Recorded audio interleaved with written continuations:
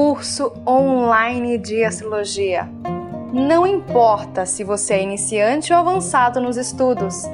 Venha ser meu aluno e aprenda como a astrologia pode te auxiliar. Acesse o link abaixo e conheça a plataforma de cursos. Mas já deixa o seu like, se inscreva no canal, ative o sininho para receber as notificações e me siga lá no Instagram, Astrologia.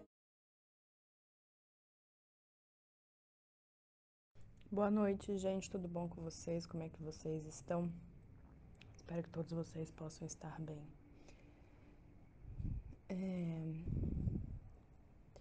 Um dos grandes desafios de muitas pessoas, e a gente até pode falar de inclinações astrológicas, né? Que é um perfil psicológico de cada um, é a questão de se perdoar e soltar o que um dia você foi. Mas enquanto não houver esse desprendimento, aquilo que um dia você foi, ele continua sendo, né? Mas na sua cabeça. Então, essa aqui é uma questão bem interessante que a gente precisa colocar no nosso dia a dia, né? De perceber que erros cometemos, né? Quem nunca cometeu um erro, né, que atire a primeira pedra. E que o processo de você não cometer mais erros é um processo que se leva vidas, né? De você realmente falar, como o Buda falava, que você tem uma ação justa, que você tem uma ação justa. Ação justa é isso, justo, que não é nem mais e nem menos, porque, querendo ou não, tudo que a gente vai fazer, tudo que a gente faz gera sempre consequências. Então, por exemplo, assim, se eu ficar 3 semanas, todos os dias, comendo 5 pizzas, vai me gerar alguma consequência. E aí eu vou ter que fazer um karma, que é a ação, o que eu vou ter que fazer? Né? Muito provavelmente eu vou ter que parar de comer pizza, vou ter que, sei lá, começar a fazer uma atividade física, porque isso pode vir a ter me prejudicado, certo? E isso é uma coisa que a gente precisa compreender. Principalmente assim, eu até falo isso pelo meu começo, meu começo, assim, de estudos, né? Quando a gente começa a estudar questões de autoconhecimento, livros e praticar, a gente logo quer o quê? Tá perfeita, né? Nossa, a gente quer logo a perfeição. E tem gente, é isso que eu falo, tem mapas astrais que tem uma inclinação mais forte para esse lado, tá? Tem pessoas que não, mas tem gente que tem. Só que a gente tem que compreender que esse é um processo que ele depende muito da sua observação, muito da sua sutileza, muito do quanto você tá atento. Às vezes a gente não tá atento. Porque, na verdade, assim, o que é expansão de consciência? Na minha percepção hoje, ele é diretamente proporcional o quanto você está atento.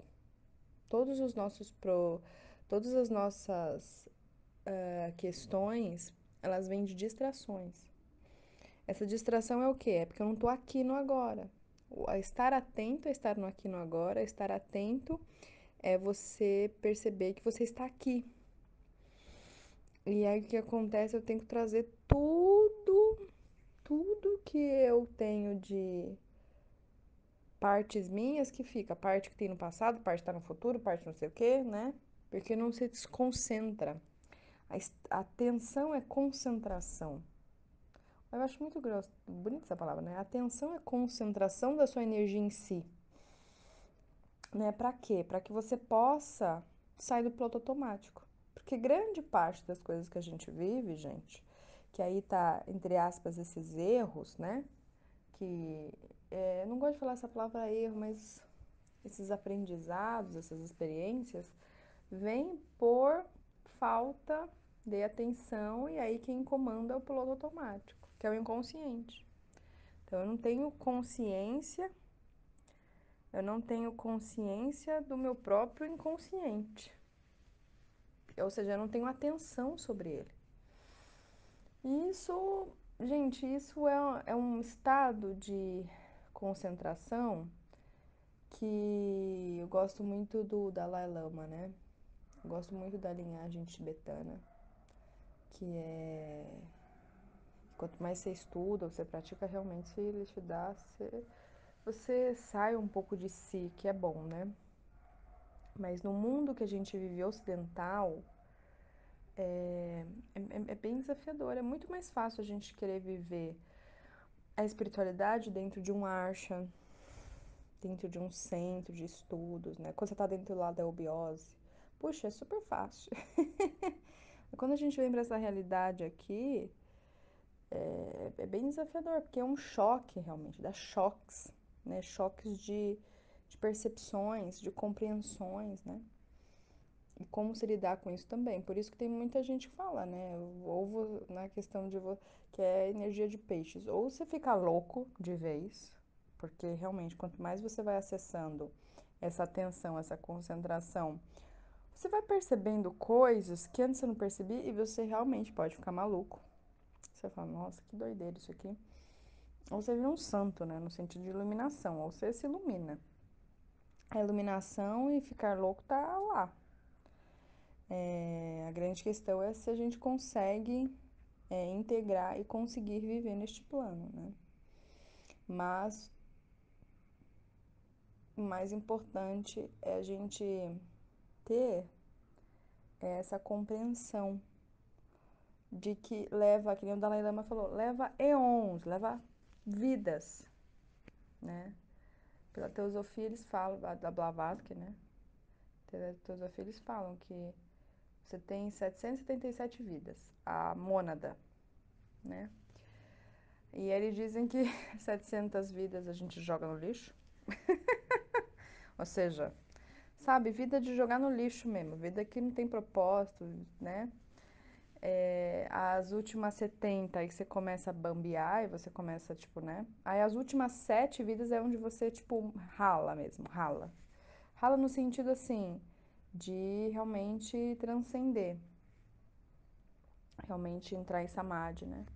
Eu gosto muito também de ler as coisas do Yogananda, que ele tem uma linguagem fácil, as coisas do Kriya Yoga, e eles falam assim, às vezes, se você pegar uma prática intensiva, mas é que eu falo, gente, quem que você consegue? Se você pegar uma prática intensiva, então o Yogananda, ele traz um relato, né, de um discípulo, que ele pegou uma prática intensiva, ele ficou 24 horas, ele ficava 24 horas fazendo as práticas, e em 3 anos ele solucionou toda a vida dele. Mas era isso, ele se fechou, se enclausulou, que é um pouco da energia de peixes também, né? Pra ele conseguir transcender tudo aquilo que estava no inconsciente dele, tudo aquilo que estava engavetado, né? E é por isso que tem que fazer esse papel muito grande do observador, tipo, observar, né? Mas não é tão fácil no começo, porque como é que eu vou observar eu se eu só tenho eu? Então, mas aí não tem só você, né? Você realmente observar. E é muito interessante, assim, eu, por exemplo, né, no meu caso, eu antigamente, né, quando eu tinha meus 20 anos, assim, Jesus do céu, nossa, a vida, gente, era assim, eu perdi alguma coisa dava errado, alguma coisa tinha um impedimento, uma restrição, cortava o meu pé, meu Jesus, o mundo acabava, eu ficava dias chorando porque não sei o que, né? Um drama muito forte. Eu era uma pessoa muito intensa naquilo que eu sentia e eu às vezes ficava anos em algumas questões e alimentava essas questões, né? E é por isso que é tão difícil depois a gente sair dessas questões, né? Porque eles querendo a gente cria isso. E aí, conforme, né, esse processo de se autoconhecer, é muito interessante, porque assim, acontece alguma coisa, né? Sei lá, uma pessoa falece. Ou você perde o emprego, ou sei lá, alguma coisa que acontece, principalmente nessas questões mais de escorpião. É... E aí o que que acontece? realmente você passa por um processo de insegurança, por um processo de vulnerabilidade. Porque tudo aquilo que tinha segurança para você está se desfazendo, não existe mais, já foi, né? E antigamente, como eu falei, era um drama, era uma dificuldade muito grande de soltar, mas é porque eu não tinha realmente conhecimento, não tinha informação, não tinha nada. Hoje, né, passando por também várias experiências, porque você começa a passar por experiências para que você possa. Porque assim, gente, é que nem eu sempre falo, se você quiser saber se você é um bom nadador, você tem que nadar no mar, não na piscina. Porque nadar na piscina é fácil. Mas nadar no mar mesmo, né? Onde você não tem o controle do que vai acontecer, é onde você entra em contato com esse seu lado inconsciente.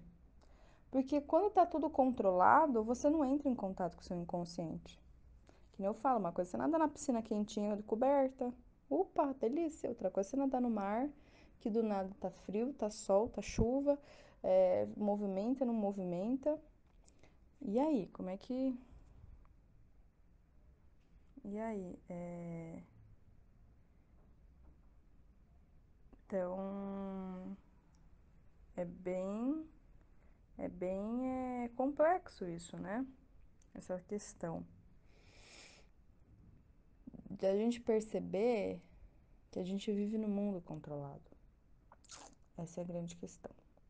Porque a gente não quer entrar em contato com sentimentos que a gente não sabe lidar. E a gente não sabe o que faz com aquilo, né? E o que que acontece? Eu hoje, quando eu passo por uma situação, então hoje eu não reprimo. Então, realmente, tô sentindo uma tristeza, sentindo uma sensação de falta, né? Só que assim, eu choro, mas é um choro assim, tipo de, sabe, 2 minutos? Choro, ponho pra fora, depois eu começo a observar. Quando eu entro nesse processo de observação e de respiração, logo cessa, passa.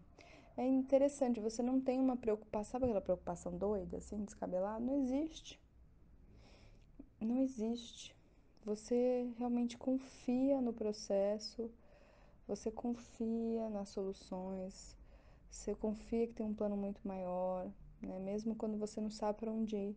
Mas confia, relaxa, né? E às vezes a gente erra, às vezes a gente erra, eu tô falando assim, quando a gente erra, é no sentido de ego, quando a gente tem essa desconexão, a gente erra às vezes, né? Putz, meu, deveria ter ido pra lá, não fui, fui pra cá. Às vezes tem erros mesmo, existem erros.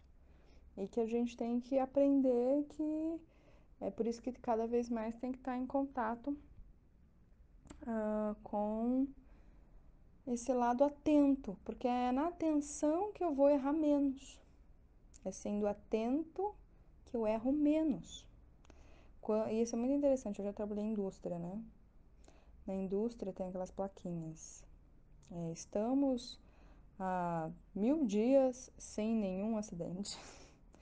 E aí, dentro das indústrias tem, né? Ai, como é que é o nome das plaquinhas? Cuidado, distração causa acidente. Que é como se a gente realmente tivesse um carro que ele não tivesse ninguém pilotando, né?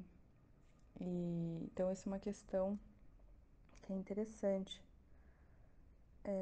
para que a gente possa compreender com relação a isso. Realmente dá. Então, assim, que sensações que vêm? Dá realmente, dá medo, dá mal-estar, parece que eu vou morrer. Mas entenda que a gente tem que sempre trocar as coisas precisam ser trocadas, precisam ser mudadas, né? E às vezes a gente erra, esses erros custam também outras coisas, mas isso é bom pra gente aprender também, tudo experiência. Então eu deixo essa mensagem pra vocês, de que tenham calma e paciência, porque assim, gente, vocês podem ler o quanto vocês quiserem. Não sugiro que fiquem lendo tanto quanto vocês quiserem.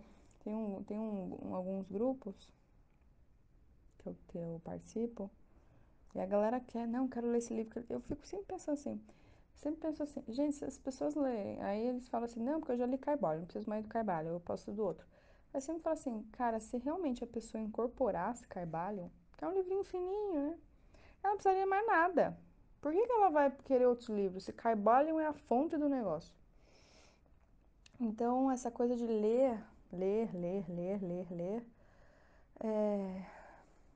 toma muito cuidado com isso, né? Que realmente é essa... Ler não te deixa... Ler não faz com que você seja atento.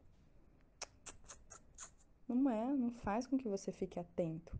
É na prática, é nas experiências, que nem eu falo, é você indo pro mar nadando, é você indo subindo uma montanha, não é querendo correr na esteira, né? Não é querendo andar na piscina, é você ir para você ver o que acontece.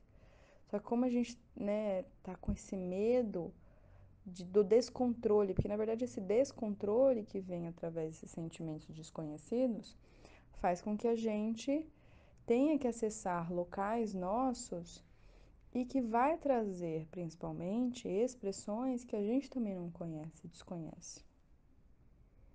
E a gente tem medo de expressar, né? Medo de expressar para as pessoas e medo da gente mesma, a gente se choca com a gente mesmo. Então, essa é uma questão interessante, né? Para que a gente possa compreender isso, tá bom? Então, sempre lembrando, a vida ela precisa ser descontrolada. A vida nunca foi no controle. Quanto mais controle, menos percepção e menos atenção